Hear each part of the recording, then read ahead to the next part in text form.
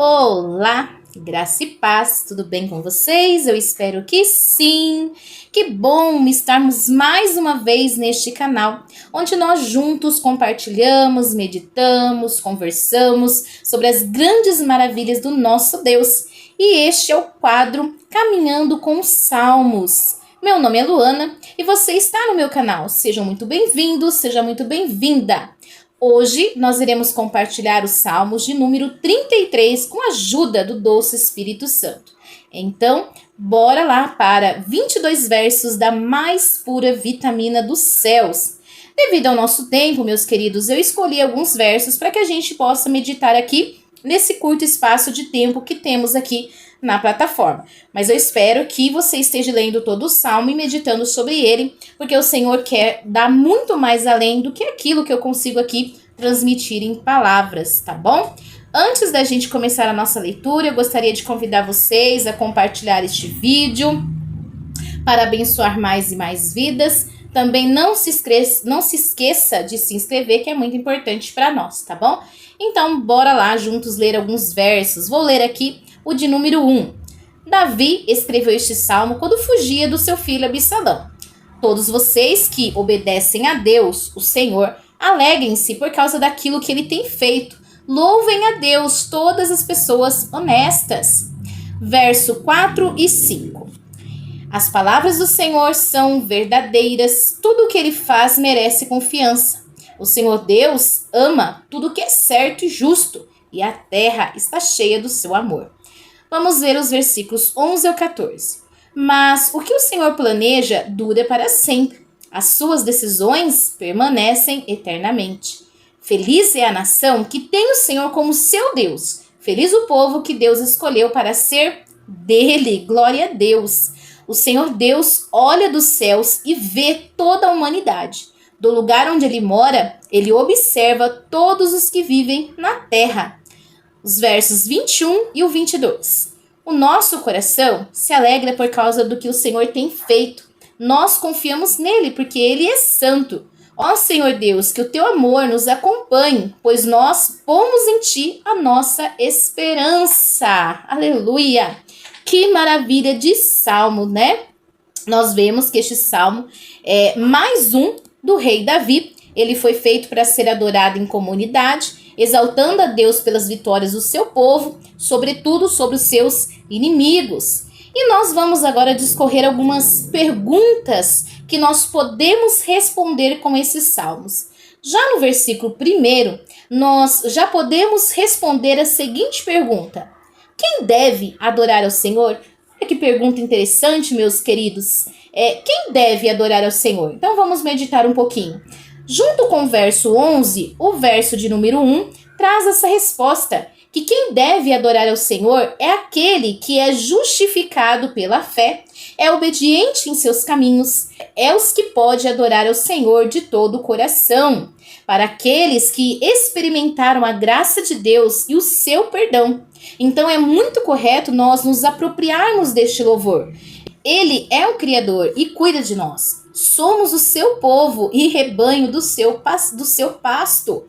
O Senhor, meus queridos, ele nos redimiu, ele nos salvou, ele nos transformou, nós somos pertencentes a ele.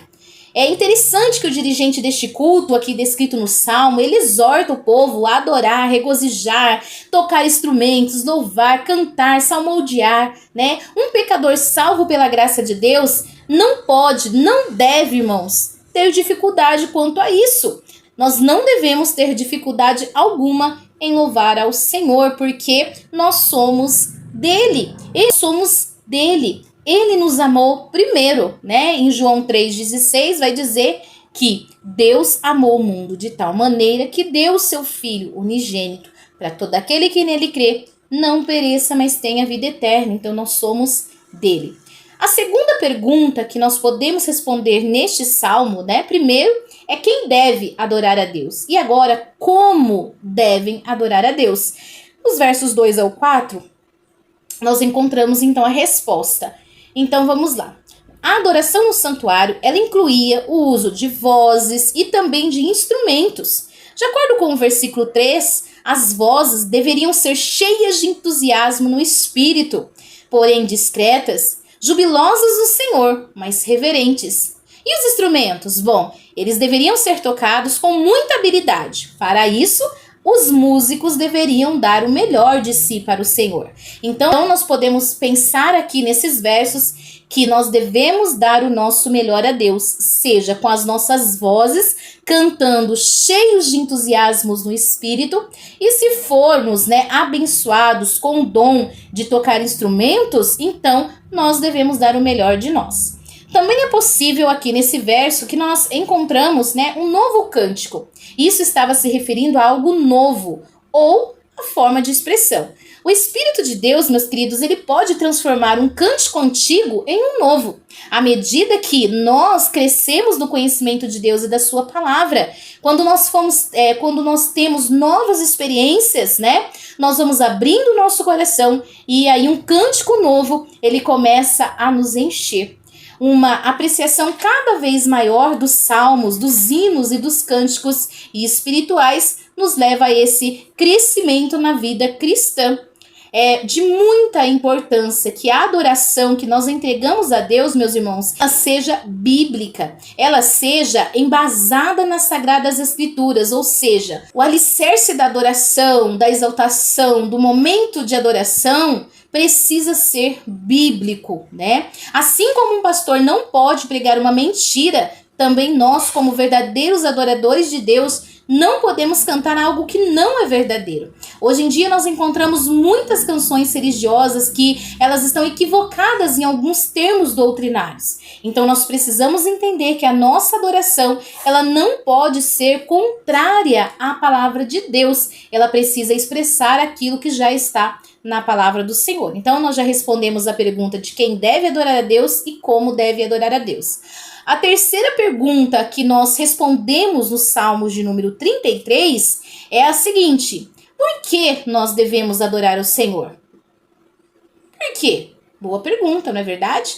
Nos versos 5 ao 19, nós vamos encontrar algumas respostas. Então, a menção à palavra de Deus no versículo 4, ele lembra-nos que conhecer melhor a palavra de Deus, ficarmos mais íntimos do Deus da palavra. Esse é o motivo por que nós devemos adorar a Deus. A criação, ela revela a existência, o poder, a sabedoria, a majestade de um Deus, irmãos, grande, de um Deus maravilhoso. Mas a revelação nas Escrituras, ela fala da sua misericórdia, da sua graça e do seu plano de salvação, Então a criação, ela vai revelar todo o esplendor da glória existente em Deus. Mas nós vamos conhecer, meus queridos, a sua misericórdia, a sua graça nas Sagradas Escrituras, conforme o plano maravilhoso da salvação que é deixado ali nas Sagradas Escrituras. Ele é um Deus fiel, ele é o Deus da verdade, da retidão, da justiça e da bondade. E nele, irmãos, nós podemos descansar. Para os olhos da fé, a terra está cheia de sua bondade. E um dia também transbordará do conhecimento do Senhor, segundo o profeta Abacuque escreveu lá no capítulo 2, versículo 14. Então a beleza do caráter de Deus, meus queridos, deve suscitar em nós, o seu povo, os seus escolhidos, um cântico de louvor e ação de graças a este Deus. A menos que a nossa adoração se concentre no caráter de Deus, deixamos de fora a pessoa que deve ser o centro da verdadeira adoração. Também adoramos o Criador e o louvamos pelas obras maravilhosas das suas mãos. Pelo poder da sua palavra, meus queridos, ele criou do nada tudo o que há. A palavra que criou o universo também o sustenta. Olha que coisa mais maravilhosa. Nós não estamos perdidos no espaço, nós não estamos aleatoriamente circulando ao redor de um astro, meus queridos. O Deus Todo-Poderoso, a palavra maravilhosa que criou o universo, também sustenta esse universo.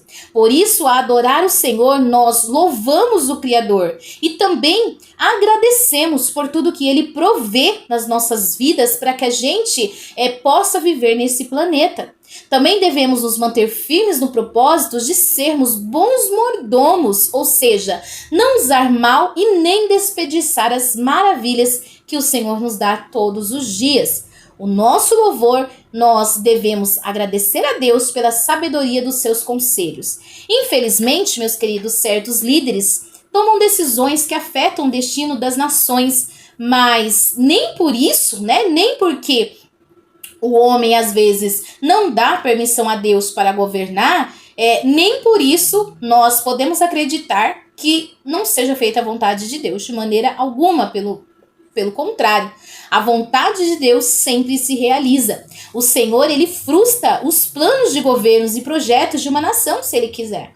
A vontade de Deus para os seus filhos vem do seu coração e é uma expressão, irmãos, do seu amor para conosco. Então, de modo que não há motivo nenhum para nenhuma inquietação. Não precisamos temer coisa alguma, porque o Senhor está no controle. E isso para nós é um grande privilégio de sermos a herança preciosa do Senhor, de sermos a igreja que tem o privilégio de ser o povo de Deus. Então nós adoramos ao Senhor pela certeza do seu cuidado divino. Ele apenas nos mantém cada um de seus filhos sobre as suas vistas, mas ele também vê todos os filhos dos homens e contempla todas as suas obras, meus queridos. Não pense você que alguma coisa está oculta diante de Deus. Não, ele sabe o que os justos fazem e também o que os perversos estão fazendo com os justos. O termo traduzido por observar no verso 14 significa olhar atentamente. Então Deus olha-nos atentamente, Ele nos vê atentamente, Ele conhece até mesmo os pensamentos e o propósito do nosso coração. Foi Ele, meus queridos, quem criou o ser humano e ninguém melhor então do Criador para conhecer aquela pessoa, não é verdade? Ele sabe quais são as nossas motivações, aquilo que nos leva a levantar todos os dias, aquilo que nos leva a trabalhar, a buscar, né, mais e mais gratificações. Ele sabe exatamente as nossas motivações. Deus, meus queridos, ele livra o povo do perigo e da morte e guarda sua vida quando as circunstâncias se tornam difíceis. Não precisamos nos preocupar, porque o nosso Deus, meus queridos, ele está cuidando de nós. Também, a última pergunta que eu quero comentar com os irmãos aqui nesse comentário bíblico e trazer para os irmãos é a resposta que nós encontramos nos versos 20 ao 22. E a pergunta seria: quais devem ser as consequências da sua adoração ao Senhor? Uma ótima pergunta. Então nós vimos quem deve adorar o Senhor, como deve adorar o Senhor, vimos por que devemos adorar ao Senhor e agora então quais devem ser as consequências, os frutos dessa adoração. Então vamos lá conversar um pouquinho. Uma vez que havia adorado o Senhor, tinham paz no coração e podiam esperar tranquilamente até ele agir. A esperança do povo, ela se fortalecia, segundo o salmista, e aguardava com expectativa que o Senhor Deus cumprisse os seus propósitos nas suas vidas, por meio deles e para eles. E eles estavam certos de que o Senhor enviaria socorro quando precisassem. Deus, meus queridos, ele não mima seus filhos, mas os protege e os prepara para voltar à batalha. Ele, o nosso Deus, é o nosso refúgio, a nossa força, e nós podemos nos esconder nele se for necessário. A adoração, meus queridos, ela deve não apenas fortalecer a nossa paz, mas também nos trazer poder para desenvolver a nossa vida, desenvolver nossas esperanças, desenvolver a nossa confiança no Senhor. E ela também pode aumentar a nossa alegria. Com todas essas bênçãos, nós descobrimos que a nossa fé, meus queridos, ela se fortalece. Contemplarmos a beleza e a glória do Senhor através da nossa adoração. O Salmo termina com uma oração, né? Lá no versículo 21 e 22, nós vamos encontrar: seja sobre nós, Senhor, a tua misericórdia, como de ti esperamos. Assim nós vamos concluir vendo as três grandes virtudes cristãs: a fé, a esperança e o amor. Não basta, meus queridos, deixarmos o lugar de adoração simplesmente nos sentindo bem, de maneira alguma, pois os sentimentos, eles são temporários e por vezes, irmãos, muitas vezes enganosos. O nosso louvor, ele só alcança o objetivo de Deus quando passamos a amar mais ao Senhor e ao seu povo, a ter mais fé e esperança no Senhor e avançar na batalha da vida com mais confiança e alegria. Glória a Deus. Então tá aqui as 4 perguntas que nós respondemos neste maravilhoso salmo escrito pelo rei Davi e que hoje, meus queridos, vem nos fortalecer para uma nova e viva esperança. Então é isso, meus queridos, a nossa meditação de hoje. Eu vou ficando por aqui, o vídeo vai ficando por aqui. Mas eu espero que o Espírito Santo, este sim, continue falando ao meu e ao seu coração, poderosamente nos preparando então para avançar nessa batalha da vida com mais confiança e alegria no Senhor. Deus abençoe a todos. Não se esqueça de se inscrever e compartilhar para abençoar o seu irmão. Fiquem com Deus e até o próximo vídeo, se assim o Senhor nos permitir. Graça e paz.